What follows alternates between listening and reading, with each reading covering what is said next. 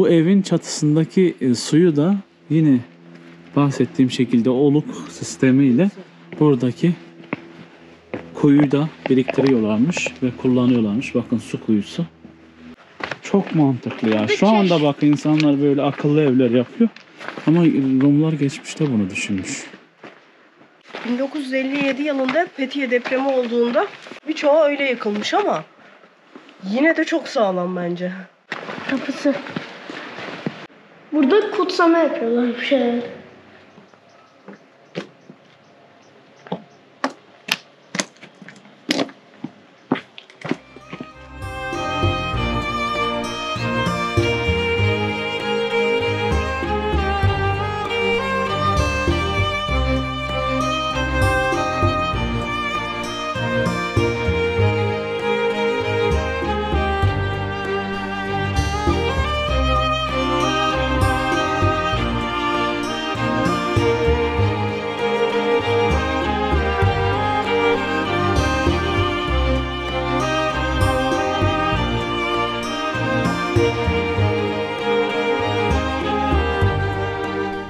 Merhaba dostlar, YouTube kanalıma hoş geldiniz. Bugün de Muğla'nın Fethiye ilçesine bağlı terk edilen Kayaköy'deyiz. Bugün sizlere bu köyü gezdireceğim arkadaşlar. Yaklaşık 3500 ev var. İçinde kiliseler var, şapeller var. Bunları gezeceğiz, yerinde göreceğiz arkadaşlar. Şimdi hazırsanız hep birlikte Kayaköy gezelim.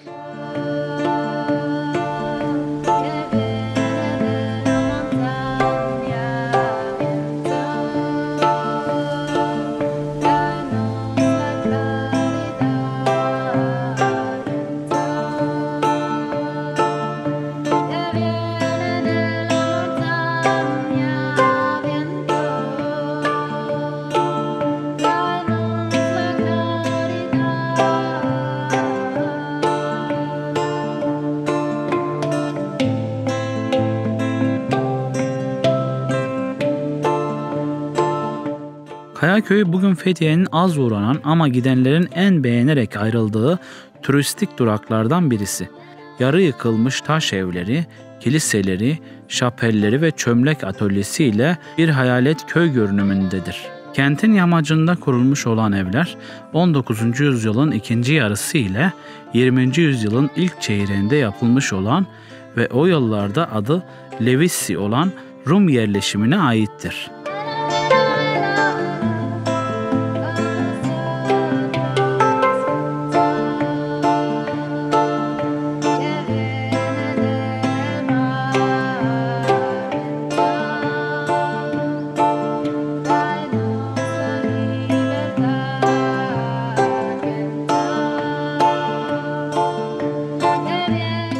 ...1923'teki nüfus mübadelesi gereği boşaltılan kentteki yapılar, yani dikdörtgen biçimli konut, basitliğindeki yapılardan gelir düzeyinin yükselmesiyle sarnıç, avlu, ana mekandan oluşan daha gelişmiş bir yapıya doğru gelişme gösterir. Birbirlerini manzara ve ışık açısından engellemeyen ve çoğunlukla 50 metrekare ölçülerinde olan evlerin yanında 14 şapel, 2 kilise, 2 okul binası ve bir gümrük binası bulunmaktadır. Evlerin genellikle penceresiz ve alçak olan bodrum katlarında deri üretiminde kullanılan çukur elemanlar bulunmaktadır. Evlerin hemen her odasında ısıtma ve pişirmede kullanılan ocaklar ve çevresinde yüklükler vardır. Kayaköy ve çevresi 3. derece arkeolojik ve kentsel sit alanı olarak belirlenmiş olup 760 adet yapı korunması gerekli kültür varlığı olarak tescillenmiştir.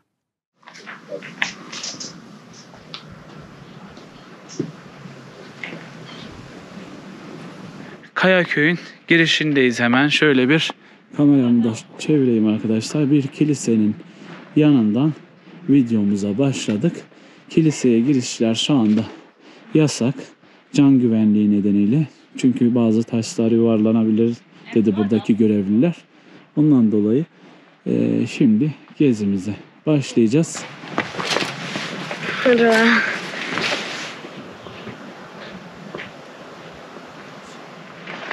3500'e aşkın ev var arkadaşlar burada.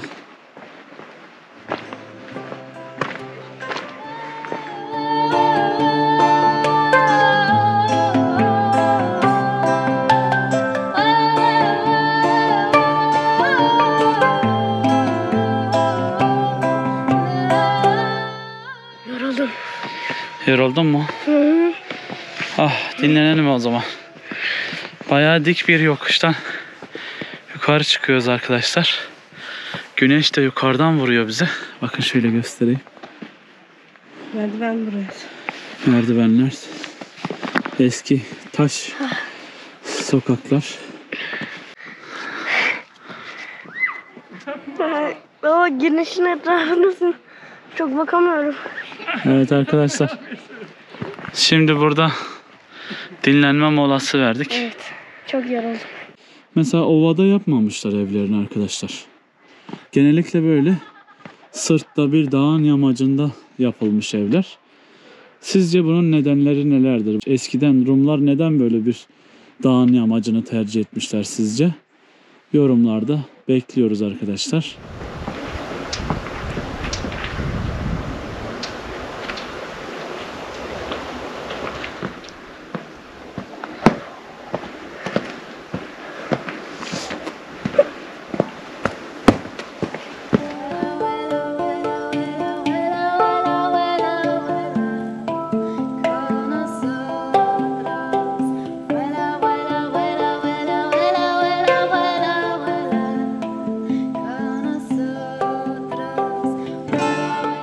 Tepede bir şapel var, yani kilisenin bir küçüğü.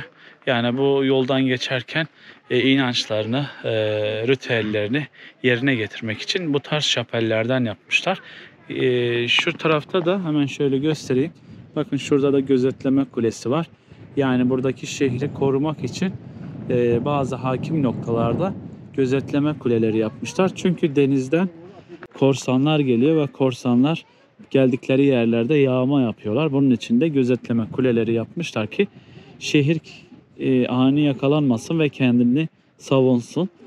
Burası da Ölüdeniz'e çok yakın. Hemen şu tepenin arka tarafı Ölüdeniz. 2 tane kilise var ve yaklaşık 60 tane şapel var burada. Şimdi bu şapellerden bir tanesini sizlere gösterelim. Evet, dıştan görünümü bu şekilde. Şimdi de içeriden göstereyim size. Buraya gelip insanlar dualarını edip buradan mum yakıyorlarmış. Burası da mum yakma yerleri özellikle. Şuralara mum koyuyorlar, mumlarını yakıyorlar, dileklerini diliyorlar.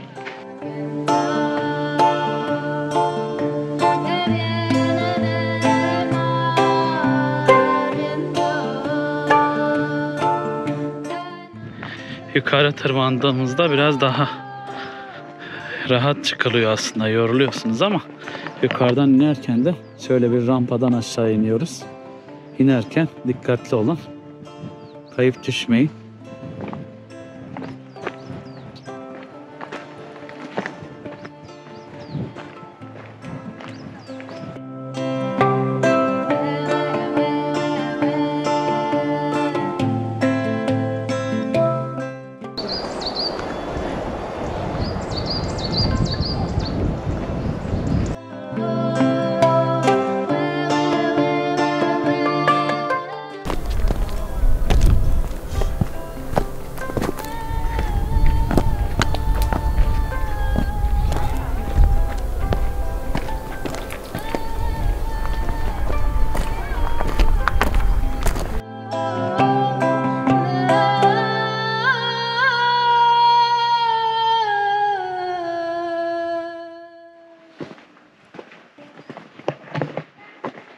Ne kadar güzel değil mi Sibel?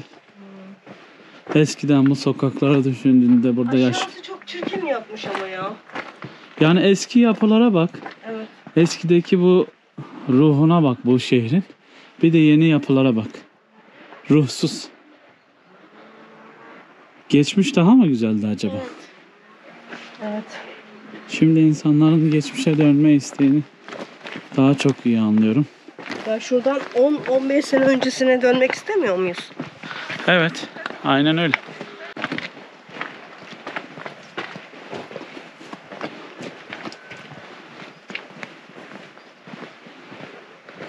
Rahat yolu buldun, ilerliyorsun Arif. Evet. Biraz önce zorlanıyordun. Evet.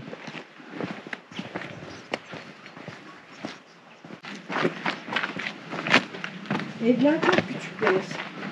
Değil mi? Evlerin içi o kadar küçük ki 50 metrekare bile ne bence yoktur yani.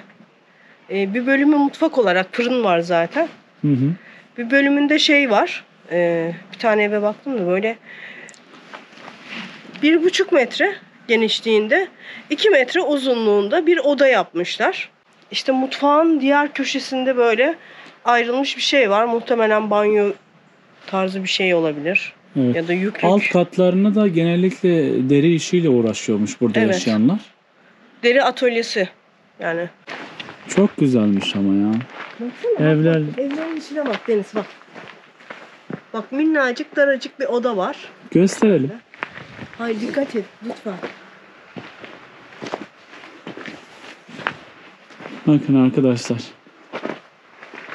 Evlerin 2 katlı evlermiş. Alt katları deri işlemeciliği yaptıkları için depo olarak, atölye olarak kullanıyorlarmış. Üst tarafta yaşam alanı. Bakın şöminesi var. Bir şey fark ettim burada. Hı hı. Yani ev yüze benziyor.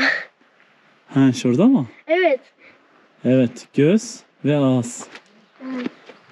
Onu şey aldım. İnsan gibi yapmışlar değil mi? Evet. Aa, gerçekten. Bir çocuğun gözünden de bunları görmüş oluyoruz. Evin tuvaletleri de hemen dış kısımda. Şöyle göstereyim bir tanesini. Ben de görmek istiyorum. Bakın şöyle arkadaşlar. Burası tuvaletmiş. Biliyorsunuz eski evlerde de zaten tuvaletler evin dışında yapılırmış. Üstten gelen su.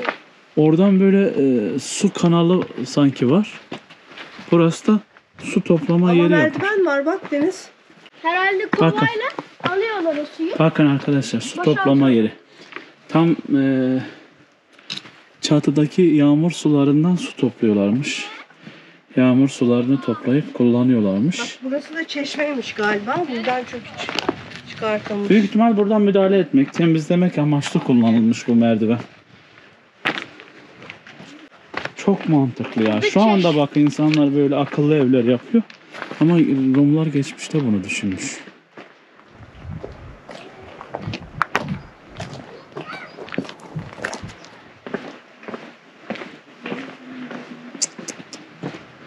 Ne kadar güzel evler yapmış adamlar. Deniz baksana. Krem rengi ve mavi boyalar çok ağır. Evet, bir de kırmızı. Bu evin içi ne kadar güzelmiş Sibel. Hangi? Şu evin. Baksana bacaları da duruyor. 2 tane bacası var. Bak şöminesi. Orada şömine var. Belki yan taraf başkasınındır Deniz. Girme lütfen. Yok girmeyeceğim. Yan Şuradan göstereceğim. başka ev olabilir. Evet. Geçelim mi? Bunun tuvaleti de sanki burada Deniz. Evet tuvaleti işte bu dıştaki. Ama içeriye bağlantılı. Ama biz orada kiliseye gitmeye mi çalışıyoruz? Hı hı. Ha evet orada. Hı hı. Oraya bir ilk önce gidelim. Olur. Yavaş yavaş in de. Bura tehlikeli. Bak yolları kaya taşlık ya. Düşmüyorsun tamam mı oğlum? Ben çukur yerlere basıyorum. Çünkü ayak izleri falan var. Oraları basıyorum. O zamanki mimari yapılar şimdikilerden daha gelişmiş bence. Bence de. Adamlarda bir de zeka var. Değil mi? Çinliler gibi. Evet, zeki onlar. Evet.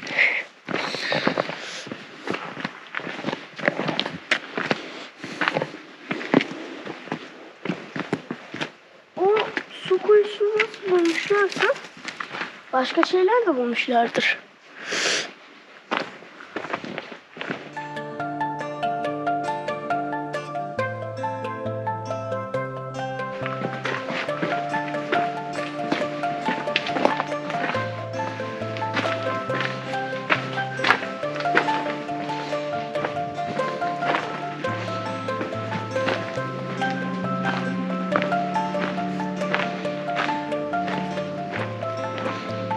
nereden gideceğiz?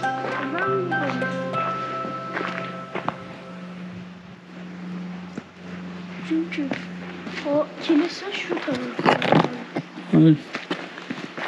Baksana bu evin girişi de burasıymış. Evet. Herhalde buradan.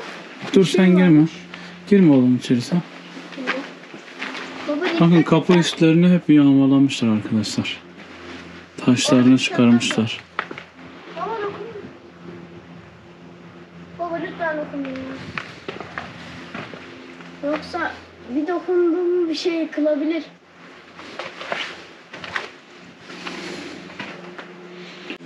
Bu evin çatısındaki suyu da yine bahsettiğim şekilde oluk sistemiyle buradaki kuyuyu da biriktiriyorlarmış ve kullanıyorlarmış. Bakın su kuyusu. Adamlar o dönemlerde bile çatı sularını biriktirip kullanmışlar.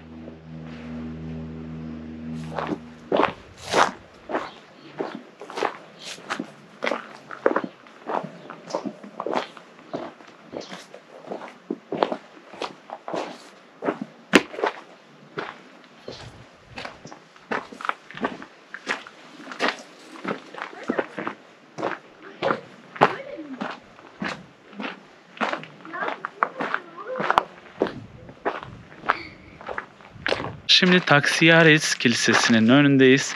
Yani yukarı kilise, bir de aşağı kilise var. Aşağı kiliseyi zaten videomuzun başlangıcında göstermiştik. Burası da yukarı kilise. Kilisenin hemen önünde böyle bir tabela var. Kilise ziyaretçi can güvenliği nedeniyle ziyarete kapalıdır demiş. Hatta şurada da bir kilitle kilitlenmiş. Büyük ihtimal çatıdan düşen taşlar nedeniyle kapatılmış.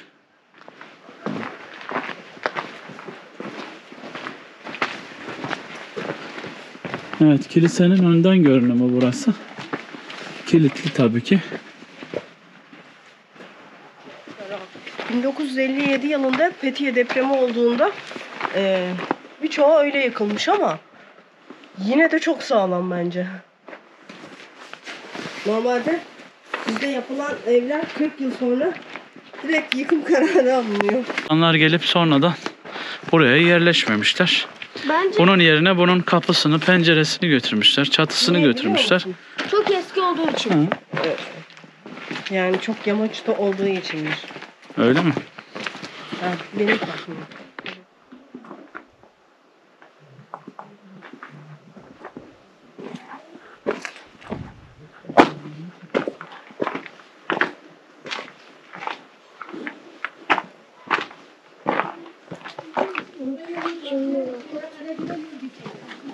Evet arkadaşlar, bir şapel de burada var.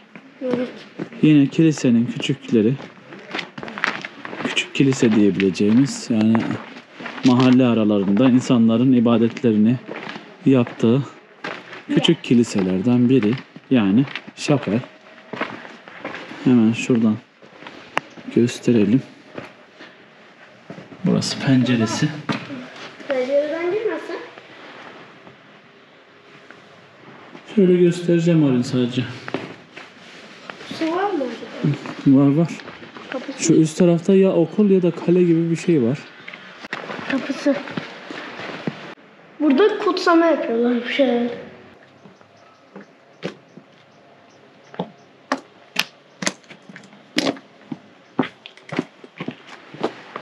Bunu da çıkartamamışlar. Tahtayı mı? Evet bak. Şöyle. Buradan kapı sökülmüş. Ama oradaki tam yerinden çıkaramadıkları için kalmış o şekilde. Bak kaygan. Kaygan değil mi? Bak şurada da bir yapı var. Kimse. Kaygan taşlarla yapmış. Üstünde deseni de var bunun. Desenli. Evet, inanç merkezlerinden yine bir tanesi daha. 3500 hane yaşıyormuş. Yani her evde ortalama 3-4 kişi yaşasa 10-15 bin nüfusa tekabül ediyor. Bunun içinde çok fazla sayıda küçük kilise, büyük kilise var.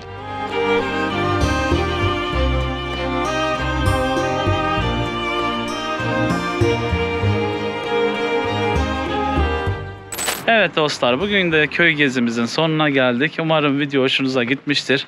Bu tarz içeriklerin daha fazla gelmesi için videomuzu beğenip sevdiklerinizle paylaşırsanız çok seviniriz. Bir sonraki köy gezisinde görüşmek üzere.